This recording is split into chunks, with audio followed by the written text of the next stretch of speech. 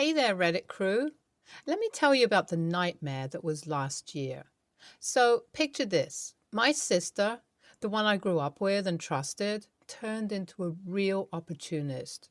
She saw a chance and took it, even if it meant dragging me down with her false testimony. Her false words had some serious consequences. I lost custody of my precious kids to my husband. It was bad, and I felt like my whole world had come crashing down. On top of that, I ended up getting arrested. Yeah, the whole situation was a mess, to say the least. What made it even worse was finding out that my ex-husband was behind this wicked plot. He must have promised my sister something, money, favors, who knows? It felt like a double betrayal, one from my sister and the other from him. And now she's back because life hasn't been what she hoped it to be. Let me give some background. My ex-husband was not just any regular guy. He was filthy rich and an expert at weaving lies. But guess what? He couldn't fool me forever. He acted like Mr. Perfect on the surface, but behind closed doors, he was a lying cheater. Can you imagine how it felt to discover his infidelity? My heart shattered into a million pieces, and the pain was unbearable. But it didn't stop there. When I confronted him about his cheating ways, he went full-on gaslight mode. Oh, the manipulation was out of this world. He tried to make me believe I was crazy for even thinking he'd do such a thing. Let me give you a glimpse of his wicked tactics. He'd delete texts, lie about his whereabouts, and even blame me for his deceitful actions. He made me question my sanity, and it was like living in a twisted psychological thriller. When I finally mustered the courage to ask for a divorce, he flat out refused at first. Can you believe the audacity? He thought he could continue playing his games and control me forever. But guess what? I wasn't having any of it. He soon realized I was serious about breaking free from his toxic grasp, and that's when he pulled out all the stops. He tried to portray me as the crazy one, hoping to discredit me and make everyone doubt my side of the story. Amidst the divorce proceedings, my ex-husband was on a mission to prove I was the crazy one, and that he was as innocent as a newborn puppy. Let me tell you, I wasn't buying his act anymore. One day, tensions were running high, and he decided to pay me a visit at my place. I was living with my sister back then, only if I knew how he would betray me. It turned out into a heated confrontation, with him blaming me for everything, painting me as a terrible wife. It was hurtful and deeply distressing.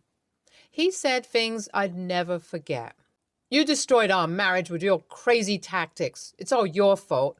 I can't believe I ever married someone like you. You're so unstable and irrational. You've always been the problem in this relationship. It's like dealing with a ticking time bomb, he said, as he blamed me for being the reason behind his entire drama. He continued, "No wonder our kids are better off without you. You're unfit to be a mother. You're delusional if you think anyone will believe your side of the story." I was so mad, and he just kept going. "Everyone knows you're the crazy one. I've got the upper hand here. You're just a drama queen, trying to play the victim card." I had enough when he said, "Throw another fit. That's all you're good at. Can't handle your emotions, huh?"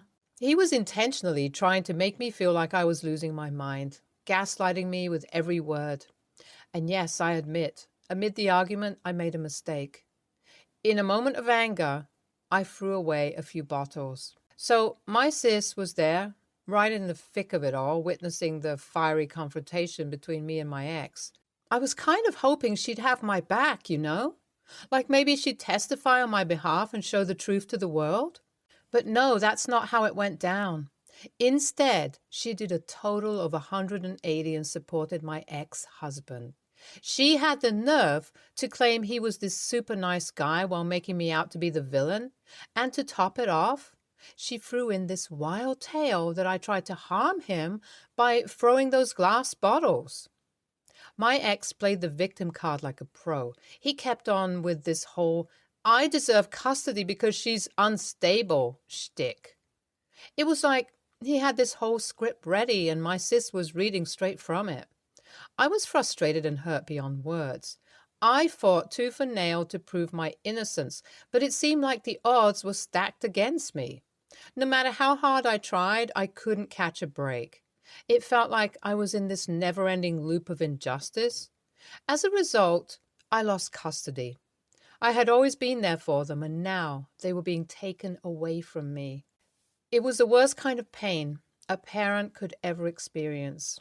Also, I got arrested for the whole bottle throwing incident. The authorities didn't take it lightly, and it landed me in a legal mess.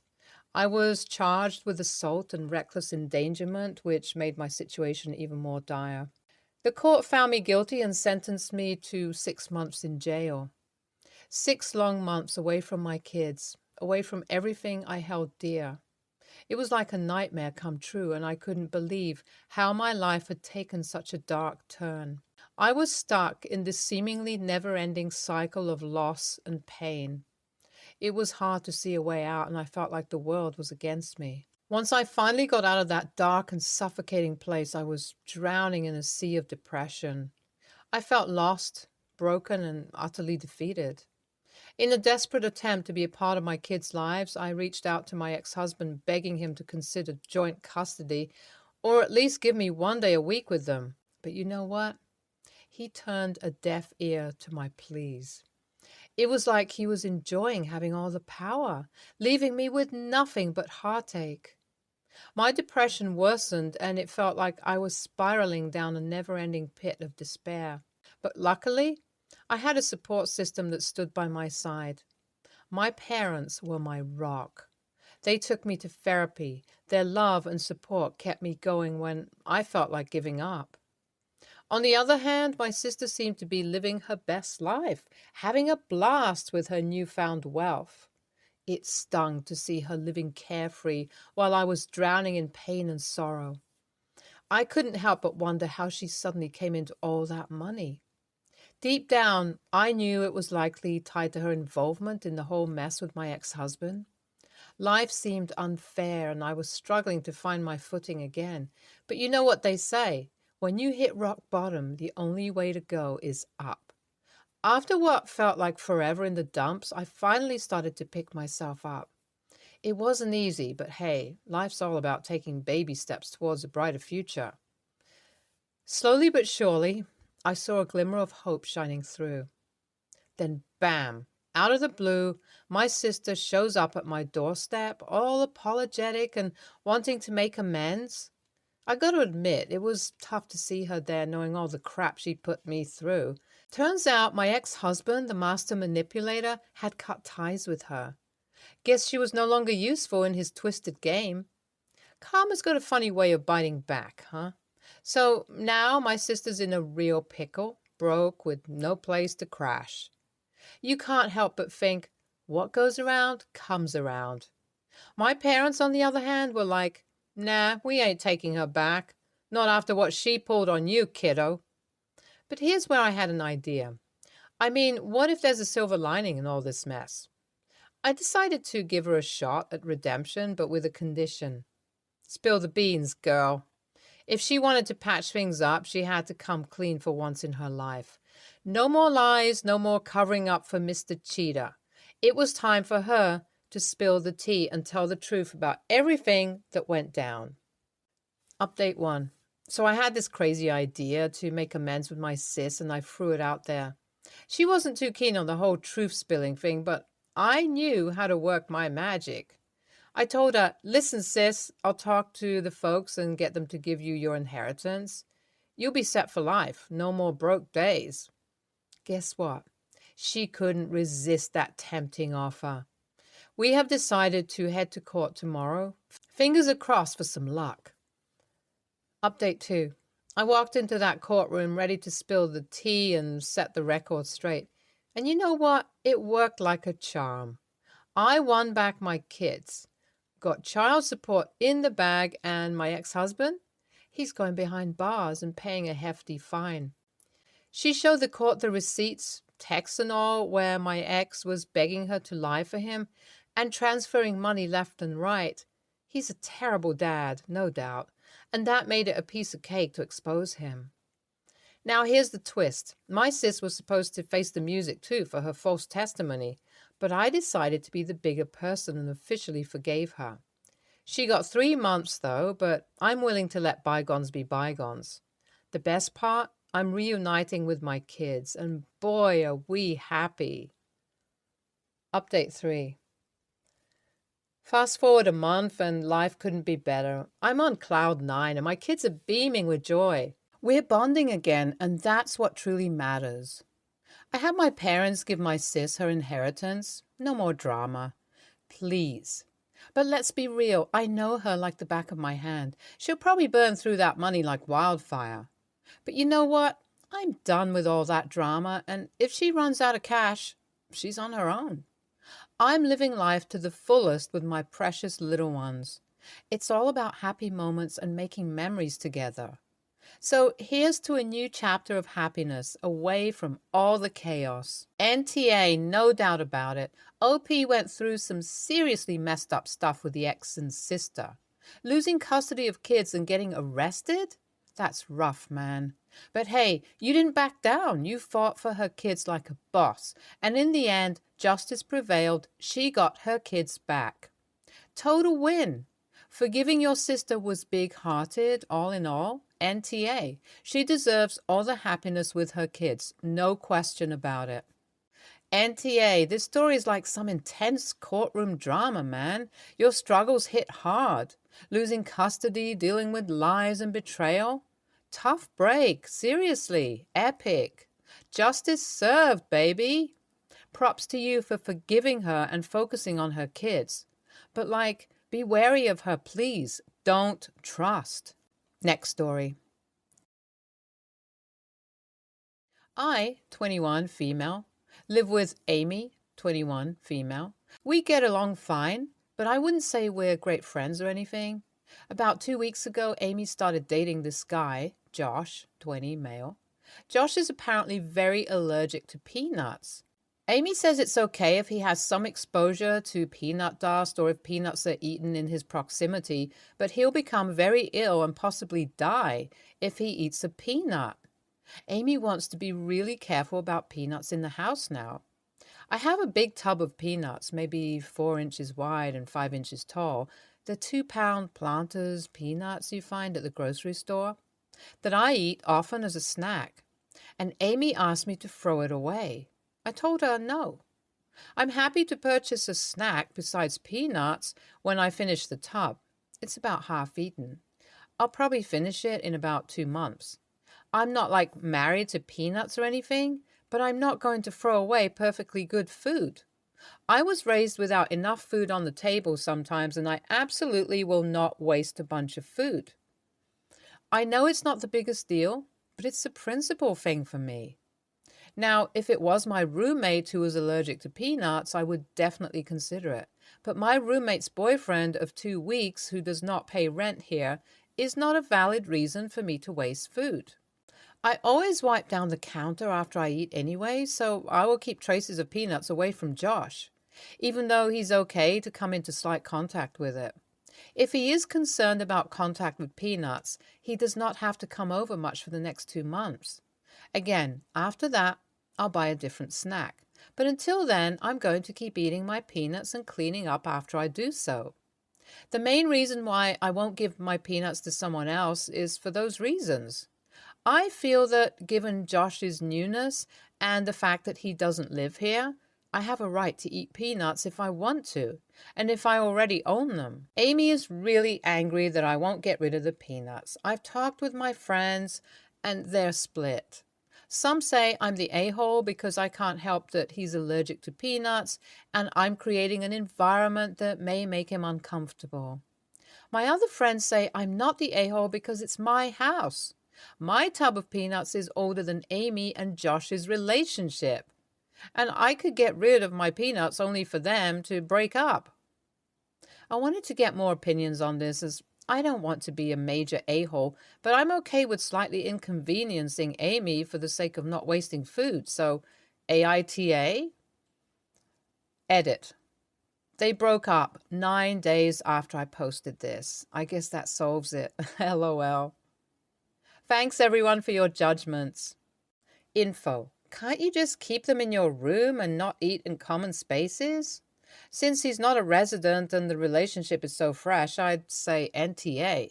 They've even admitted it isn't a serious issue unless he eats them. Should be fine. I have 2 teens with nut allergies that are similar. As long as they aren't eating them, they're okay. Your roommate is overreacting to this situation. NTA, I'm on the same level of allergic to Brazil nuts. Me handling them is dangerous because of the oil. Definitely not eating them. And it'd be absolutely bonkers for me to demand that others in my own household never eat them. Our dishes are washed with hot water and soap, as are our hands and counters. I imagine yours are, too. Unless Josh makes a habit of sucking random people's fingers, I think your roommate is being overly sensitive. NTA. Boyfriend of 2 weeks? Yeah, no, I wouldn't change my diet for my roommate's brand new beau either. You live there. He doesn't. He needs to be aware of the presence of peanuts. Does he expect his friends and extended family to give up peanuts too? Next story. I just job hopped and landed a job at a frankly ridiculous salary.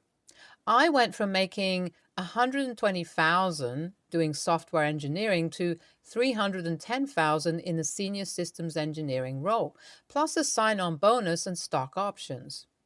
It's at a startup company that's high risk, high reward, so it's a gamble if the company will still exist in a few years, but for now, it's great. I decided I didn't want to change my lifestyle at all since the money's probably temporary. So I kept on spending like always and just put all the extra money into maxing out my retirement savings and paying down my house. I've also been in a relationship with my boyfriend Jason for about 1.5 years. He makes 90,000, so he's doing really well himself. We're both in a low cost of living rural area and he's still making a lot more than average here. But after I got the new job, he started being really critical of how I spend or don't. Like, I wanted to build a sunroom gazebo for my house, so I went to the construction material recycling and reuse center to buy some lumber and some vintage windows to make it. Woodworking and DIY is genuinely a hobby of mine, but my boyfriend made fun of me for still going to the junkyard to build the gazebo even when I could afford to hire a contractor. But the bigger fight has been about a vacation. We'd planned to do a road trip in the summer, camping most of the way and staying in hotels a night or two a week to shower and stay near cities we visit. But after I got the new job, he wanted to stay in hotels every night. I was kind of stressed about that because I don't want to start spending like I'll always have this kind of cash flow and have that lifestyle creep since I know it might not last. And I don't want to feel disappointed or struggle when I have to scale back my spending. So it was really important to me to just put away whatever extra money that's temporarily coming through for the future. But my boyfriend told me I was being ridiculous, wanting to sleep on the ground on our vacation when I was making so much. I said I love camping. I was looking forward to all the camping and hiking and climbing we'd planned. And he just kind of snapped at me saying that I seem to love everything that's cheap or free.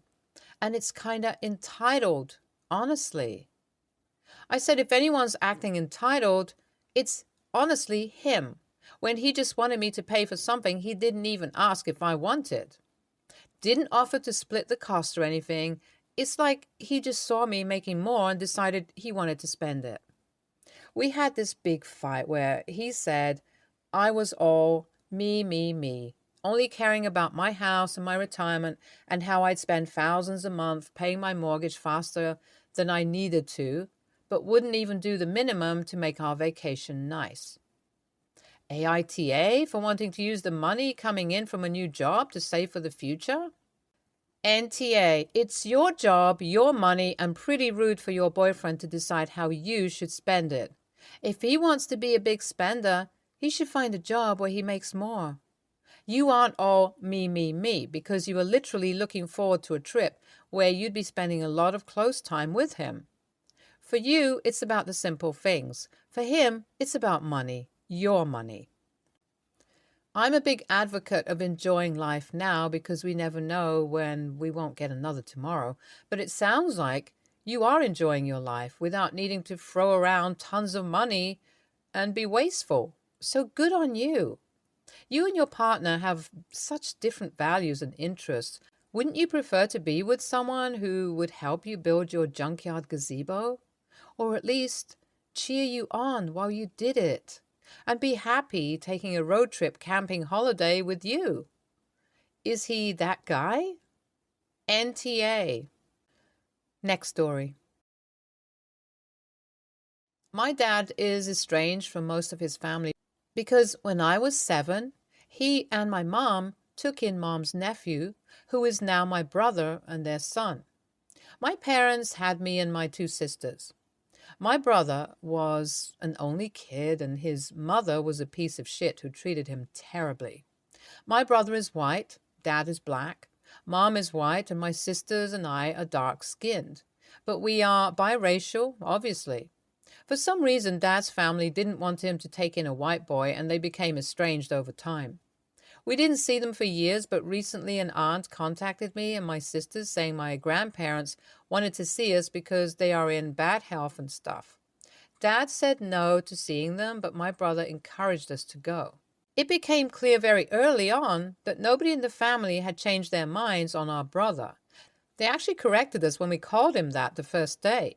So I started to make a point of saying brother instead of his name, and I made sure that everyone knew that he's the most like Dad out of all of us kids. Because it's true, he is. The girls and I take after Mom, but my brother and Dad, outside of skin color, are like personality twins, and even how they carry themselves is uncanny. I knew it bothered my dad's family, specifically the grandparents, and after a few once-a-week visits, the family called me out for bringing that up around sick old people. I told them they should be glad I came back at all because they already disrespected our family. They say I'm acting like a kid and not a 26-year-old man. I told them they acted like kids hating a 7-year-old who needed a family and got one in us. My sisters and I decided after the arguing to just not go back. My brother said he doesn't want to be the reason, but we assured him it's about them, not him. That we're family and nobody gets to deny that or make us feel bad about it. Some more contact was made, my extended family who said I should apologize before it's too late, and they blamed me and how I acted for the grandparents getting worse. AITA? NTA, they wanted to be in your life. They respect your life. That includes your brother.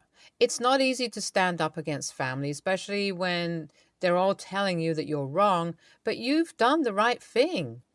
I used to work with a lot of kids who are in or have been taken out of nasty homes. Even children who are lucky enough to be taken in by other family members who love them unconditionally can grow up with that feeling that they don't really belong or fear of being rejected. Often they don't even realize it until something goes wrong. NTA, racism against anyone who is white is not unheard of or even a new thing. It is just sad that racism of any kind exists at all. As for how you treated your elderly relatives, you are correct in knowing that they were the ones who were unreasonable to a child. If they did not know better as adults then, they should have at least learned by now. If not, that is not your fault. It is theirs. To top that off, other relatives are trying to bully you and your family because you keep speaking the truth. That is absolutely messed up on their part. Stay tuned for more stories from our